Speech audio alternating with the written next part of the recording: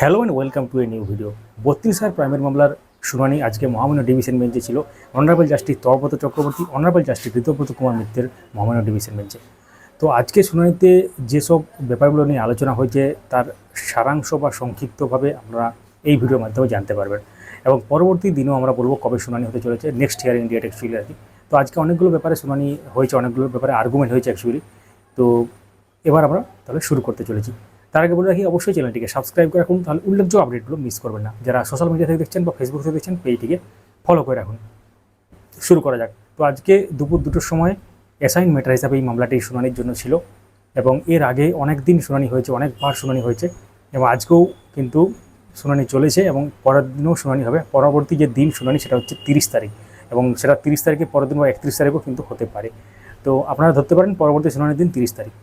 তো এবার তাহলে মূল ব্যাপারে আসা যাক। এখানে স্ক্যাম করাপশন নিয়েও কিন্তু অনেক আলোচনা হয়েছে, এবং সেখানে আজকে শিক্ষক শিক্ষার্থীদের পক্ষ থেকে দুজন সিনিয়র অ্যাডভোকেট উপস্থিত ছিলেন, এবং তারা এক এক করে তাদের বক্তব্য উপস্থাপন করেন বা আর্গুমেন্ট করেন। এবং এক্ষেত্রে উত্তর দিনাজপুরের হয়ে অ্যাডভোকেট সিনিয়র অ্যাডভোকেট ছিলেন, এবং তিনি প্রথমে বলেছে উত্তর দিনাজপুরের ক্ষেত্রে তো অ্যাপটিউড টেস্ট হয়েছিল, তাহলে এক্ষেত্রে অ্যাপটিউড টেস্ট হয়নি, ব্যাপারটা কেন বলা হচ্ছে, এই ব্যাপারটা নিয়ে কিন্তু চলে অনেকক্ষণ। এবং তার সাথে উত্তর দিনাজপুরের হয়েও শিক্ষক শিক্ষিকা ছিলেন, এবং তার সাথে আদালত আরও শিক্ষক শিক্ষিকা ছিলেন কোর্টে উপস্থিত। এবং মাননীয় বিচারপতি তপব্রত চক্রবর্তী তিনি বলেন যে আজকে তো শুক্রবার, তাহলে আজকে কেন এনারা এখানে আছেন, এনাদের কি ছেলেদের ছাত্রছাত্রীদের পড়ানো কাজ? তো তাহলে এখানে কোর্টে এসে তারা কি বুঝছেন? এটা তো প্রসিডিং চলছে এখন, আজকে তো আমরা জাজমেন্ট ডেলিভার করছি না বা ফাইনাল জাজমেন্ট দিচ্ছি না। এই ব্যাপারটা নিয়ে একটু বকাঝকা করেন, এবং তাদেরকে বলেন যে তাদেরকে অবশ্যই ক্যাজুয়াল লিভ দিয়ে আসা উচিত, দে মাস্ট পুট অ্যাপ্লিকেশন বা এরকম কিছুটা বলেন। তো এই ব্যাপারটা নিয়ে, এবং তিনি বলেন যে আমরা এটা ডিসিপ্লিনারি অ্যাকশন নিতে পারি এই ব্যাপারটা নিয়ে, এই ব্যাপারটা বলেন, এবং তারপর সেটা স্বাভাবিক পর্যায়ে চলে যায়। যাই হোক, এক শিক্ষক শিক্ষিকাদের ওখানে দেখে তিনি প্রচণ্ড রেগে যান, মাননীয় বিচারপতি তপব্রত চক্রবর্তী। তো এবার মূল ব্যাপারে আসা যাক। তো স্ক্যাম করাপশন নিয়ে হয়েছিল, এবং সেখানে বারবার বলা হচ্ছিল, বিচারপতি বলছিলেন স্ক্যাম করাপশনের ব্যাপারটা, এবং আইনজীবীর পক্ষ থেকে বলা হয় যে স্ক্যাম করাপশন যেটা হচ্ছে সেটা প্রমাণিত নয়, এবং সেটা সিবিআই প্রসিডিং আছে, এবং সেটা বিচারাধীন বিষয়, বা সেটা তদন্তের এখনও শেষ হয়নি, তদন্ত চলছে অ্যাকচুয়ালি আর কি। বিচারাধীন বিষয় বললে ভুল হবে, এক্ষেত্রে তদন্ত অনগোয়িং আছে, ফাইনাল কিছু বেরিয়ে আসেনি, বা এমন কোনো ডকুমেন্ট নেই যেটাতে প্রমাণ হয়ে যায় যে স্ক্যাম বা করাপশন হয়েছে, এই ব্যাপারটা কিন্তু তুলে ধরা হয়। এবং তার সাথে আইনজীবীর পক্ষ থেকে একটা কথা বলা হয় যে মহামান্য সিঙ্গেল জাজের যে অর্ডার, সেখানে 30 জনকে ডাকা হয়েছিল ইন্টারভিউয়ারদের জন্য। ভেরিয়াস ডিস্ট্রিক্ট অনেকগুলো ইন্টারভিউয়ার ছিল, তার মধ্যে শুধুমাত্র 30 জনকে দেখে বলা হয়ে গেল যে এটা টোটালটা অ্যাপটিউড টেস্ট হয়নি। এবং তার সাথে রিট পিটিশনারদের থেকে 23 জনকে ডাকা হয়েছিল, প্রায় 140-এর থেকে 23 জনকে ডাকা হয়েছিল, এবং তাদেরকে জিজ্ঞাসা করা হয়েছিল ব্যাপারটা নিয়ে। তো এটা সামান্য পার্সেন্টেজ মাত্র, এবং পরীক্ষা বা ইন্টারভিউতে অংশগ্রহণ করেছিলেন 1,25,000। তো 1,25,000 জনের মধ্যে এটা একটা সামান্য সংখ্যা মাত্র, এটা কিন্তু তুলে ধরা হয়, এবং তার সাথে কিছু গুরুত্বপূর্ণ ব্যাপার তুলে ধরা হয়। এবং আইনজীবীর পক্ষ থেকে একটা ব্যাপার সবসময় বলা হয়, যেটা হচ্ছে নিয়োগকর্তার তো দোষ। অ্যাকচুয়ালি স্ক্যাম বা করাপশন যদি হয়েই থাকে, সেক্ষেত্রে নিয়োগকর্তার দোষ, এক্ষেত্রে ক্যান্ডিডেটরা কেন সাফার করবে, এই ব্যাপারটা কিন্তু এটা যেহেতু আগের আর্গুমেন্টে আপনারা দেখেছেন অলরেডি, হয়তো আগের আর্গুমেন্টে কোনোটা আইনজীবী হয়তো বলেছিলেন যে এক্ষেত্রে নিয়োগকর্তা তার দোষ হতে পারে, বোর্ডের দোষ হতে পারে, এক্ষেত্রে ক্যান্ডিডেটরা কেন সাফার করবে।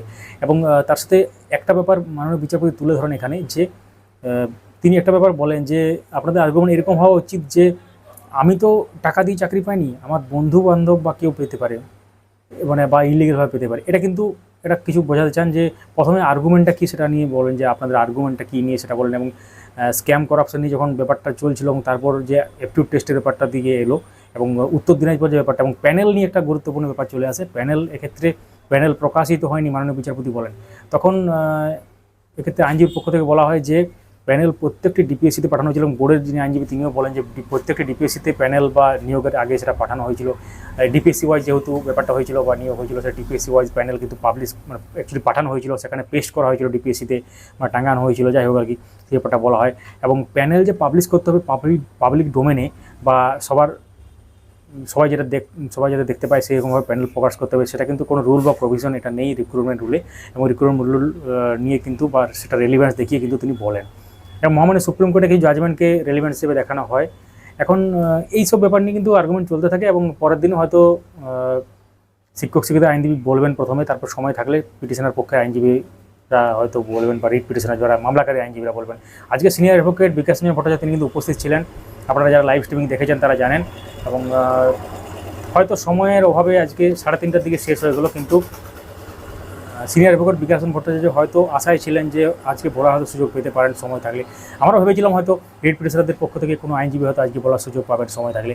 এখন দেখার বিষয় পরবর্তী দিন কী হতে চলেছে। 30 তারিখে এই মামলার পরবর্তী শুনানি, এবং 31 তারিখেও হতে পারে তারপরের দিন। অর্ডার কপি এলে বিস্তারিত ব্যাখ্যা সহ ভিডিও আমরা নিয়ে আসবো এই চ্যানেলে। যারা ফেসবুক থেকে দেখছেন পেজটিকে ফলো করে রাখুন। তো আজকে শুনানির যে সারাংশ বা সারমর্ম সেটা আমরা সহজভাবে বোঝাবার চেষ্টা করলাম। আমরা যদি কোনো পয়েন্ট মিস করে গেছি সেটা আপনারা কমেন্টে অ্যাড করতে পারেন, কারণ আমরা লাইভ স্ট্রিমিং দেখেছি এবং তারপর কিছু কিছু পয়েন্ট আমরা সেখান থেকে তুলে ধরে, মানে সেখান থেকে নোট ডাউন করে বা সেটা দেখে আমরা আপনার সাথে শেয়ার করছি। তো এই ছিল আজকের আপডেট। ভিডিওটি লাইক করুন, সবার সাথে শেয়ার করুন, মূল্যবান মতামত কমেন্টে জানাতে ভুলবেন না, এবং প্রাইমারি, আপার প্রাইমারি, এসএসসি বিভিন্ন ধরনের আপডেটগুলো যাতে মিস না করে যান আমাদের সঙ্গে তখন চ্যানেলটিকে সাবস্ক্রাইব করে পাশের বেল আইকন প্রেস করে অল করে দেবেন। কোনো প্রশ্ন থাকলে কমেন্ট করতে পারেন। Thank you so much for watching.